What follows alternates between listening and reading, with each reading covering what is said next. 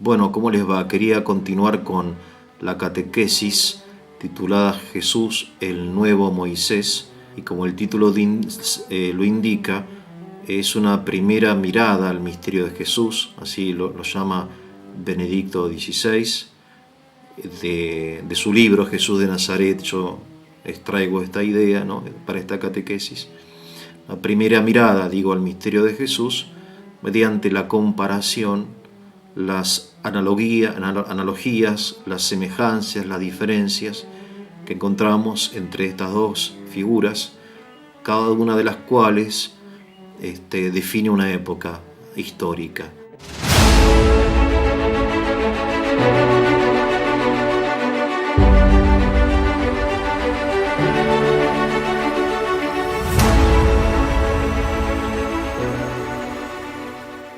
Moisés es la época del monoteísmo, ¿no?, que está avanzando en todo el mundo, insisto, no solamente en Israel, aunque en diversas formas. Pero lo que quería destacar ahora en este video es la función de legislador, ¿no? Porque Moisés es la figura central del Antiguo Testamento, porque reúne en sí una cantidad enorme de atributos, de funciones, de misiones que en otras personas no menos importantes encontramos como aisladas, ¿no? Moisés, fíjense, es un místico, es un hombre que vive de cara a Dios, que encuentra a Dios, que busca a Dios. Su vocación proviene de Dios y él obedece a Dios, en muchos casos contra su propia voluntad, ¿no? Es decir, tanto a Moisés se le podría aplicar la oración de Jesús, ¿no? Si es posible que pase de mí este cáliz, porque Moisés no quería ser líder de ningún pueblo, ¿no? Él quería vivir tranquilo, y se enfrenta muchas veces contra su propio pueblo, al cual llama de corazón duro, ¿no? Que es muy complicado liderar un pueblo de corazón duro, ¿no? Es muy complicado para Moisés. Sin embargo, él obedece. Ahí tenemos otra enorme semejanza con Jesús en la pasión, ¿no? Padre, si es posible, ¿no? La obediencia. Sin embargo, Jesús es el Hijo que vive en el seno del Padre, dice una expresión misteriosa, ¿no? Lo voy a leer. El Evangelio de San Juan, capítulo 1, dice: a Dios nadie lo ha visto jamás. El Hijo único que está en el seno del Padre es quien lo ha dado a conocer. Esta es la idea central, este versículo del Evangelio de San Juan, ¿no? 1:18. Esta dialéctica entre el sano agnosticismo, o sea, el reconocimiento de que Dios trasciende cualquier esencia y no tiene nombre, ¿no? Por eso él le dice a Moisés: yo soy el que soy, ¿no? Y por otro lado, esta revelación mediante el Hijo que está en el seno del Padre. Moisés no está en el seno del Padre. Moisés se acerca a Dios, se aproxima a Dios, es llamado por Dios, recibe la revelación de Dios. En primer lugar, en la zarza ardiente. En el primer video les expliqué brevemente este significado, este simbolismo, ¿no?, de las dos naturalezas, de la naturaleza divina expresada en el fuego y la naturaleza humana expresada en la zarza, que se unen, ¿no? Esto lo vamos a encontrar después en la literatura de los santos padres, también con la hermosísima imagen del hierro incandescente, ¿no? Ellos dicen: ¿cómo es posible que Jesús sufra y después haga milagros? Que sude sangre y después camine sobre el agua. Como que entonces los santos padres utilizan esta imagen de la zarza ardiente o del hierro incandescente. Dice, bueno, el hierro incandescente no deja de ser hierro, aunque asume la propiedad del fuego. Ahora, ¿dónde termina el fuego y dónde empieza el hierro? y no podemos saberlo.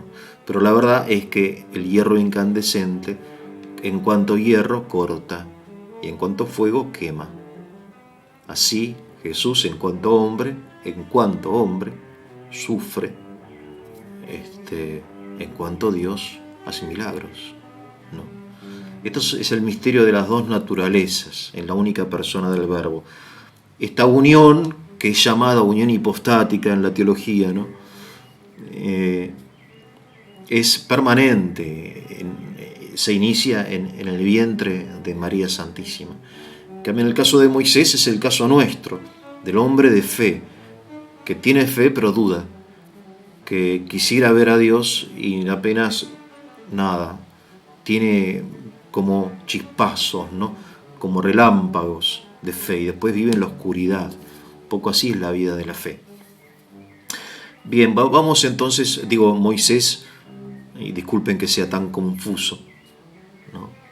Y si ustedes son catequistas, no sean confusos, pues la catequesis tiene que ser clara, ¿no? Y sistemática. Bien, volviendo al tema de Moisés, Moisés fíjense, es místico, vive en unión con Dios. Después es maestro, enseña la doctrina de Dios. Pero sobre todo le da a Israel una identidad, porque él es el autor del Pentateuco, el autor principal. Después los teólogos van a decir, ¿no? Bueno, que fue escrito, en realidad fue recopilado después del exilio en Babilonia y qué sé yo, porque hay documentos que de diversas épocas, algunos llaman a Dios de una forma, otros llaman a Dios de otra forma, por eso se entiende que son documentos que fueron después ensamblados, en fin, todo eso, esa ciencia bíblica está muy bien, pero no es para la catequesis, eso es teología.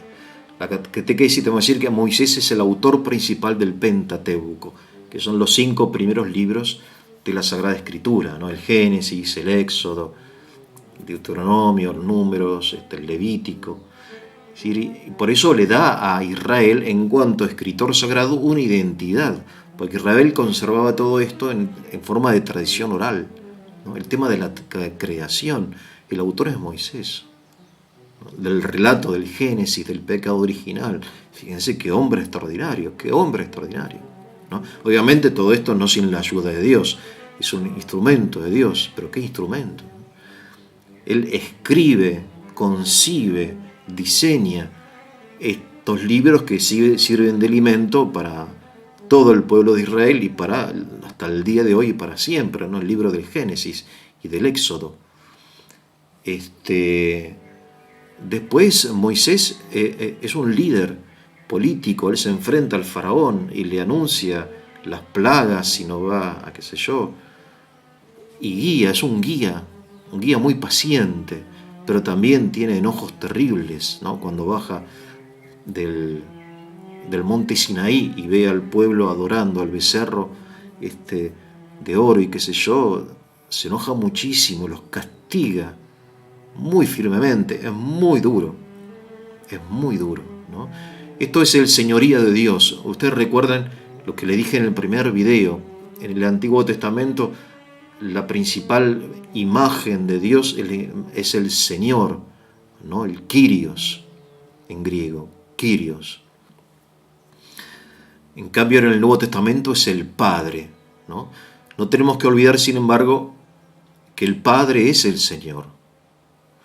O sea, el hecho de llamar a Dios Padre no tiene que hacernos perder el respeto y caer en la vulgaridad de pensar que Dios es un abuelito con barba, gagá, ¿no? O como algunos dicen, el flaco, el barba. No, Dios es el Kyrios, ¿no? Es el Señor y también es Padre. Pero que esta confianza con Dios no nos haga perder el respeto a Dios. Importante, ¿no? Bueno, en el Antiguo Testamento esta distancia con Dios está bien marcada. En el Nuevo Testamento hay como una familiaridad con Dios. Cuando le preguntan a Tertuliano, que fue un escritor sagrado del siglo III, le preguntan, ¿no? Bueno, ok, a ver, ¿qué trajo Cristo al mundo? Y él responde en latín, ¿no? Familiaritas Dei, la familiaridad con Dios. Esa es como la diferencia. El ambiente, ¿no?, del Nuevo Testamento es el ambiente de la filiación. Por eso la iglesia se entiende como una familia, no solamente como una realidad política perteneciendo a un pueblo, a una geografía, con una lengua determinada, una historia determinada, con fronteras determinadas. No, se trata de una fraternidad distinta, ¿no?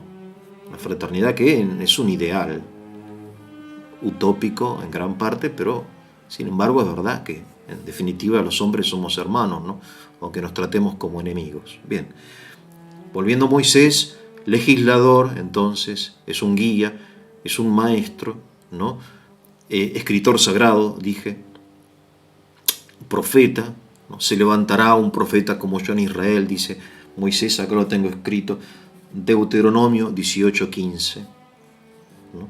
Es mediador también, o sea, él está entre el pueblo y Dios. Él le habla a Dios acerca del pueblo y le habla al pueblo acerca de Dios, ¿no?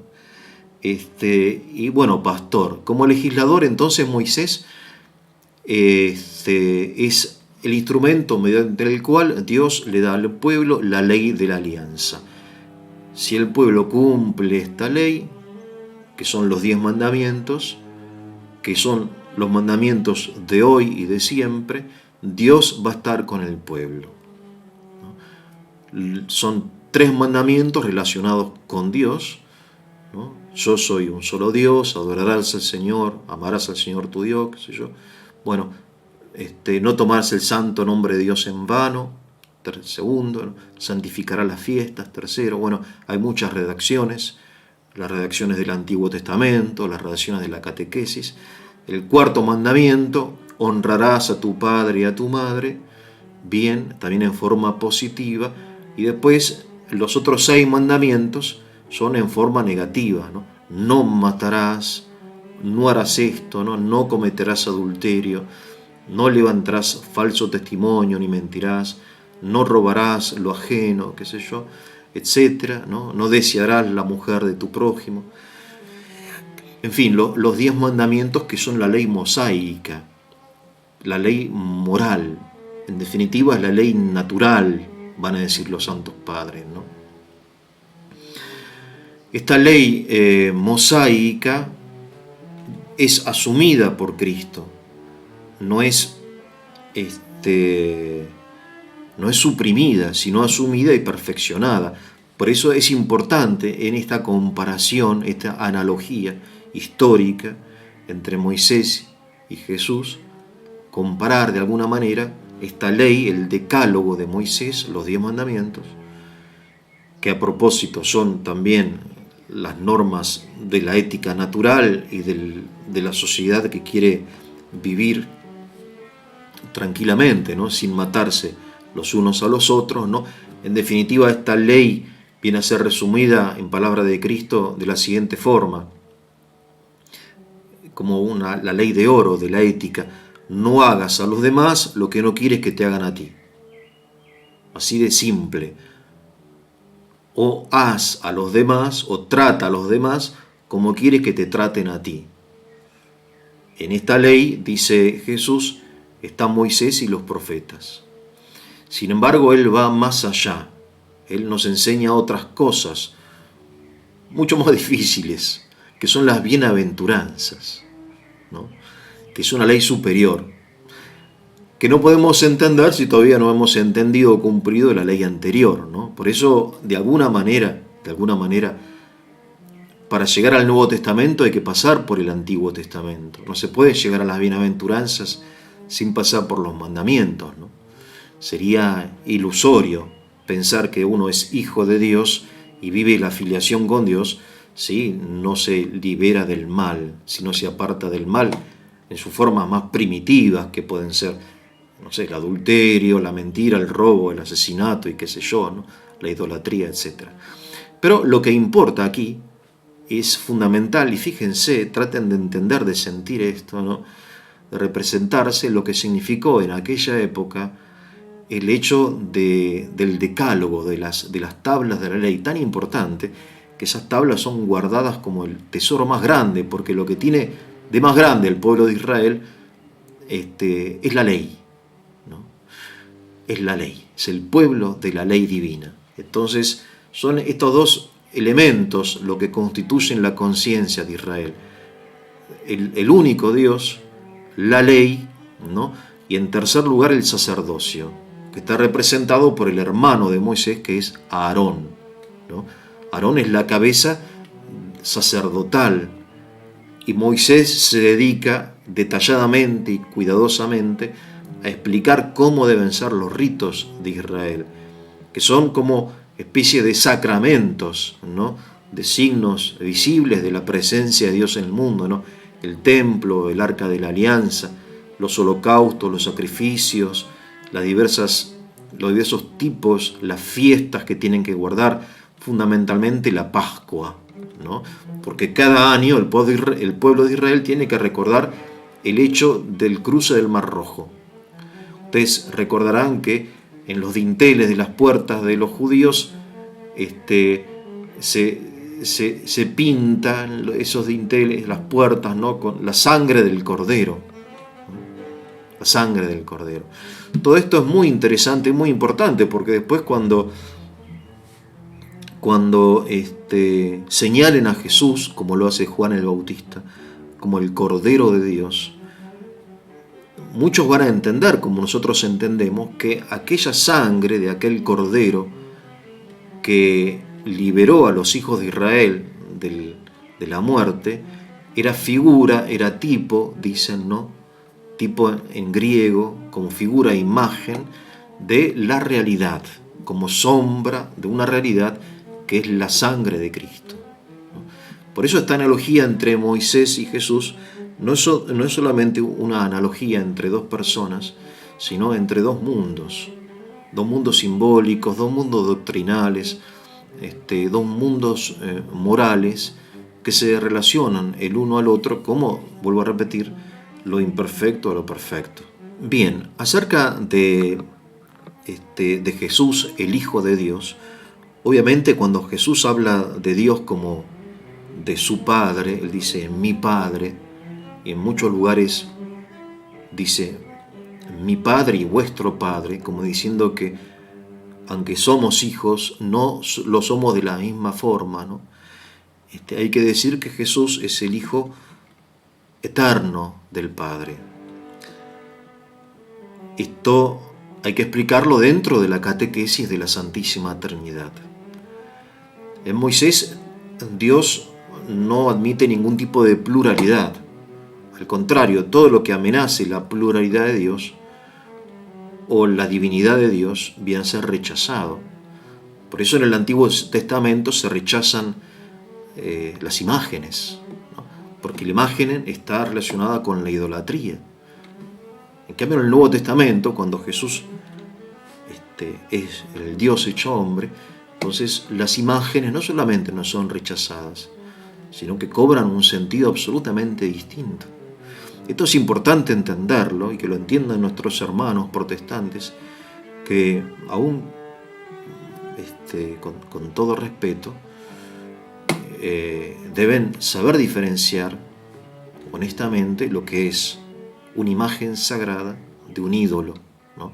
En el momento en que Dios se hace hombre, la relación con la materia es distinta, con lo corporal es distinto.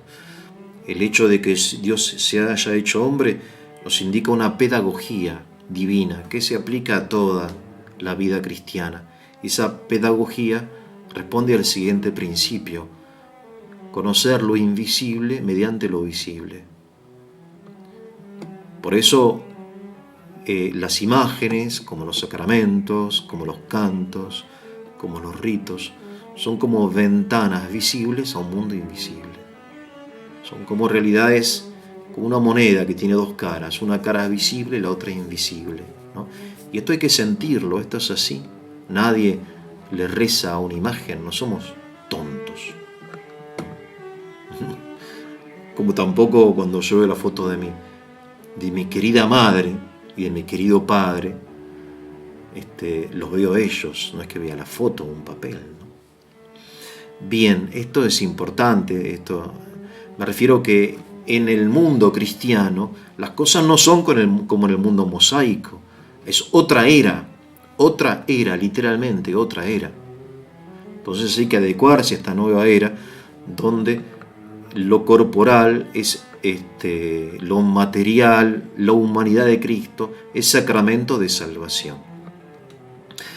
De todas formas, como estaba diciendo acerca de Jesús, el Hijo eterno, ¿no? Cuando Jesús dice que Dios es nuestro Padre, San Pablo lo va a explicar con un término que todos nosotros conocemos, que es el término de adopción, ¿no? Un término jurídico del mundo romano, ¿no? Y del mundo antiguo. La adopción, ¿qué es la adopción? Bueno, empezar a ver como hijo al que naturalmente no es tu hijo. Entonces Jesús es el Hijo eterno del Padre. Nosotros hemos recibido, dice San Pablo, el espíritu de adopción. De modo que empezamos a ser realmente hijos de Dios.